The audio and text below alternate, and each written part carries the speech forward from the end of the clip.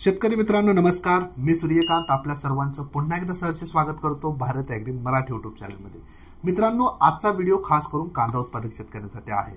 मागील काही दिवसांमध्ये जे काही कांदा उत्पादक शेतकरी आहेत ते आम्हाला विचारत होते की कांदा आता 40, 45 किंवा 50 दिवसाचा झालेला आहे, तर या ठिकाणी आम्हाला कांद्याची फुगवण करायची आहे, तर आम्ही काय केलं पाहिजे।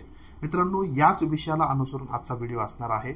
आजच्या व्हिडिओमध्ये मी तुम्हाला सविस्तर सांगणार आहे की कांद्याची फुगवण करण्यासाठी नेमकं आपल्याला काय केलं पाहिजे। तुम्ही जर एक कांदा उत्पादक शेतकरी असाल तर मला तर वाटतं की हा व्हिडिओ तुमच्यासाठी खूप महत्त्वाचा आहे। व्हिडिओ स्किप करू नका, व्हिडिओ शेवटपर्यंत पहा। अगदी थोडक्यामध्ये मी तुम्हाला माहिती देणार आहे आणि हा व्हिडिओ शेवटपर्यंत पाहिल्यानंतर जर तुम्हाला आवडला तर नक्कीच हा व्हिडिओ इतर कांदा उत्पादक शेतकऱ्यांबरोबर जरूर शेअर करा। चला तर वेळ न घालवता सुरू करूया। आता कांदा पिकामध्ये उत्पादन वाढवण्यासाठी किंवा कांदा पिकामध्ये कांद्याची फुगवण करण्यासाठी, वजन वाढवण्यासाठी किंवा त्याची चकाकी वाढवण्यासाठी, कलर आणण्यासाठी किंवा कांद्याचा तिखटपणा वाढवण्यासाठी आपल्याला काय करणं गरजेचं आहे, तर एकमेव आपल्याला चांगल्या प्रकारचं खत व्यवस्थापन करणं गरजेचं आहे। शक्यतो हे खत व्यवस्थापन आपल्याला माती परीक्षणावर आधारित करायचं आहे। तुम्ही जर माती परीक्षण केलं नसेल तर विद्यापीठाने वेगवेगळ्या शिफारशी वेगवेगळ्या कांद्याच्या प्रकारानुसार दिलेल्या आहेत, त्या शिफारशीनुसार आपल्याला आपल्या शेतामध्ये खत टाकायचं आहे। आता कांद्याची लागवड करताना तुम्ही बेसल डोस टाकलाच असेल। ज्यावेळेस तुमचा कांदा 50 ते 60 दिवसांचा होईल त्यावेळेस तुम्हाला 10-26-26-50 किलो अधिक दाणेदार सल्फर 3 किलो याप्रमाणे, म्हणजे प्रति एकराचं हे प्रमाण आहे, याप्रमाणे आपल्याला 1 एकरासाठी हे खत आपल्या मातीमध्ये मिसळायचं आहे। एक काळजी या ठिकाणी घ्यायची आहे, या डोस नंतर आपल्याला कांदा पिकामध्ये कोणतंही नत्रयुक्त खत द्यायचं नाही।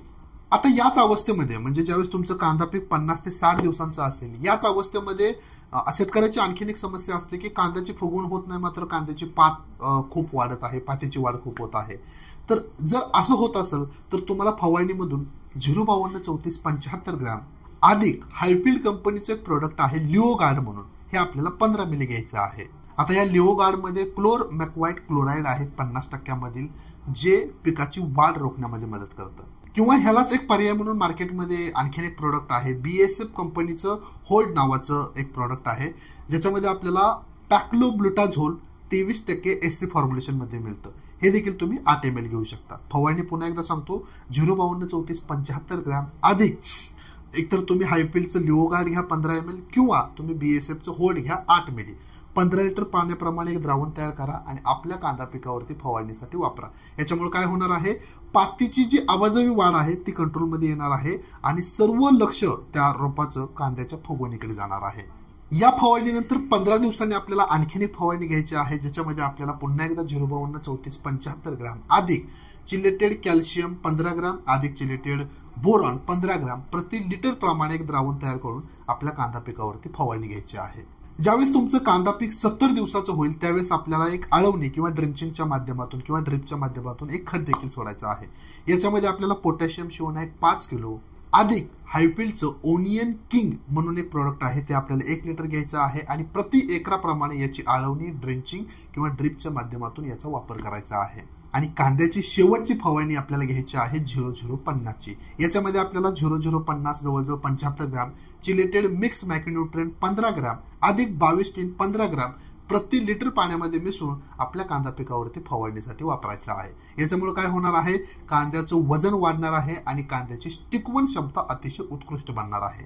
आणि आणखीन एक बोनस मध्ये सांगतो, ज्यावेळेस तुम्ही कांद्याला शेवटचं पाणी द्याल त्या पाण्यासोबत तुम्ही जर 0050 5 किलो प्रति एकरी वापरलं तर नक्कीच तुम्हाला कांद्याच्या साईज, फुगवण, कलर आणि वजन मध्ये त्या ठिकाणी बदल झालेले दिसून येईल। मित्रांनो, मी तुम्हाला 4 ते 5 गोष्टी सांगितलेल्या आहेत। एक बेसल डोस सांगितलेला आहे, 2-3 फवारण्या सांगितलेल्या आहेत आणि एक ड्रेंचिंग सांगितलेले आहे।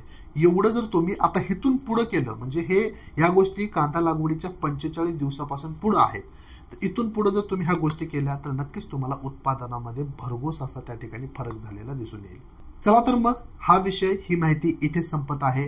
तुमच्या कांद्याची फुगवण करण्यासाठी तुम्ही कोणकोणत्या उपाययोजना करता हे आम्हाला कमेंट्स बॉक्समध्ये नक्की सांगा, कारण तुमचे अनुभव आमचे इतर शेतकरी देखील त्या ठिकाणी कमेंट्स बॉक्समध्ये वाचत असतात, त्याच्यामधून त्यांना देखील बऱ्याच पैकी त्या ठिकाणी शिकायला मिळेल।